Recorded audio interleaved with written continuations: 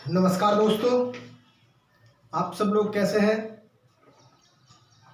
हमें उम्मीद है कि आप सब लोग ठीक होंगे।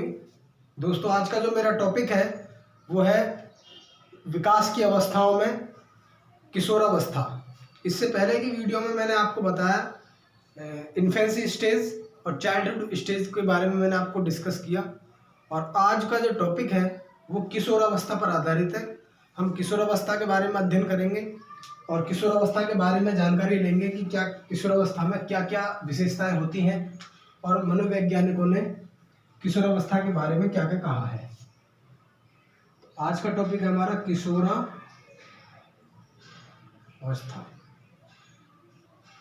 इसको बोलते हैं एडोलसेंस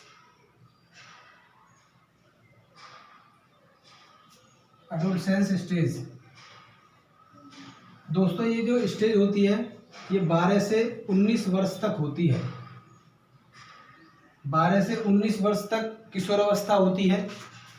आपको मैं बता दूं कि किशोरावस्था का जो ये एडोलसेंस इंग्लिश नेम है एडोलसेंस, ये जो एडोलसेंस है ये लैटिन भाषा के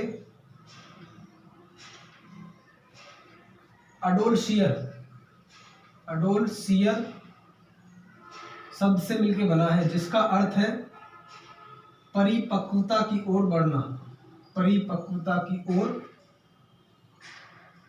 बढ़ना या विकसित होना। ये दोस्तों इसका अर्थ है। बिल्कुल स्टार्टिंग से आपको बता रहा हूं, किशोरावस्था 12 से 19 वर्ष तक की अवस्था होती है।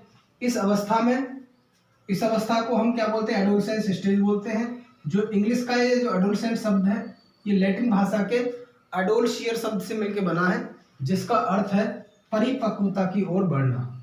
दोस्तों, ये था इसका मीनिंग। अगर हम इसके विशेषताओं के बारे में हम बात करें या इसकी पहले हम डेफिनेशन के बारे में बात करें, परिभाषा के बारे में, तो सबसे पहले परिभाषा जो दी है इसकी स्टैनले हॉल ने दी है।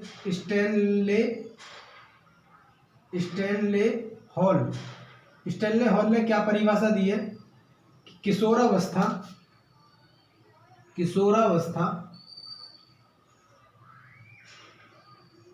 संघर्ष एवं तूफान की अवस्था है। ये किसने कहा है? ये कहा है स्टैनले हॉल ने। और क्या कहा है कि इस अवस्था में क्या देखते हुए कहा है कि इस अवस्था में जो संघर्ष और तूफान का मतलब है कि जो ग्रोथ है, जो डेवलपमेंट है किशोर की अवस्था में, वो बहुत तीव्र गति से होता है, बहुत तेजी से विकसित होते हैं। बच्चे के अंदर जो भी गुण विकसित होते हैं बहुत तीव्र गति से होते हैं, इसलिए इसको तूफान या संघर्ष की अवस्था कहा है।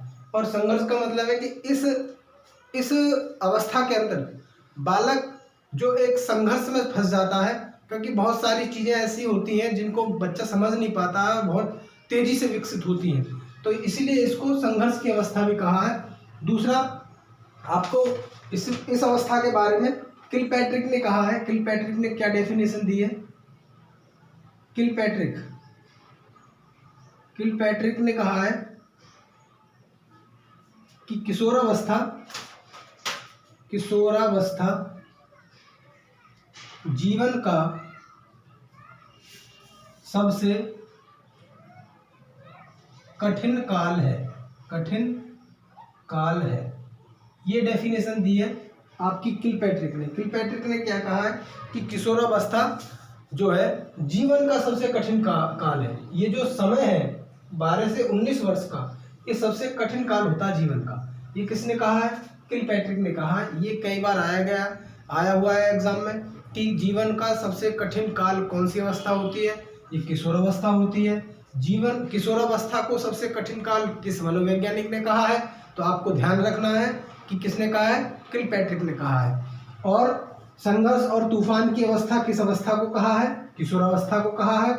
लेकिन ये संघर्ष और तूफान की अवस्था किस मनोवैज्ञानिक ने कहा है? स्टैनले हॉल ने कहा है। तो दोस्तों, और मैं आपको बता दूं कि किशोरावस्था जो है, तीसरा एक और मनोवैज्ञानिक है जोन्स ने क्या कहा है किशोरावस्था के बारे में कि किशोरावस्था शैशवावस्था की पुनरावृत्ति है। इसका मतलब क्या है कि इन्होंने जोन्स महोदय ने कहा है कि किशोरावस्था शैशवावस्था की पुनरावृत्ति है, कि जिस तरीके से शैशवावस्था में जो विकास और अभिवृद्धि, ग्रोथ एंड डेवलपमेंट बहुत तीव्र गति से होते हैं, उसी तरह इसी अवस्था में भी, क्योंकि बीच में बाल्यावस्था आती है और बाल्यावस्था में विकास इतनी तेजी से नहीं हो पाता, तो इसीलिए जिस किशोरावस्था में भी डेवलपमेंट बहुत तेजी से होता है, इसलिए इस अवस्था को उस अवस्था की, शैशवावस्था की पुनरावृत्ति कहा गया है। एक चीज और मैं बता दूं, यहाँ पर लोग समझते हैं कि किशोरावस्था के अंदर कामुक प्रवृत्ति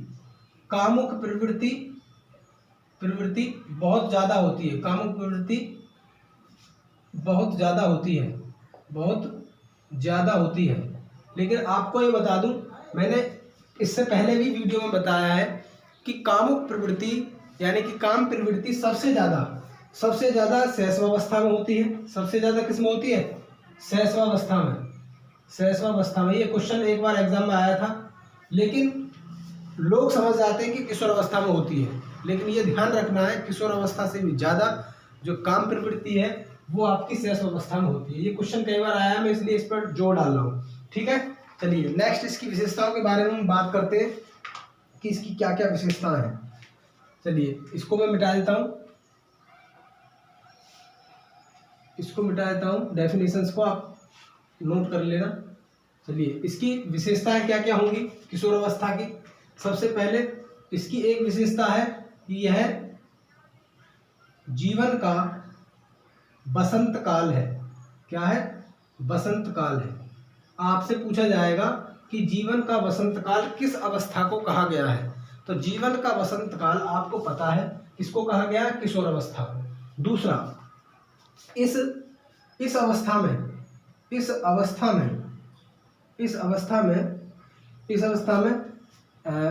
विषम लिंगी की तरफ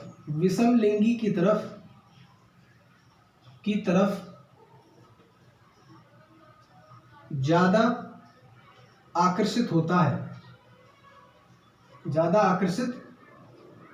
बच्चा जो होता है वो इस अवस्था में बहुत ज़्यादा यानी कि विषम लिंगी की प्रति ज़्यादा आकर्षित होता है और उधर की तरफ ज़्यादा मुड़ जाता है। तीसरा है, इसका एक और फैक्ट है, तीसरा है कि इस अवस्था में नेतागिरी या समाज सुधारक या नेतृत्व की भावना का अधिक विकास होता है।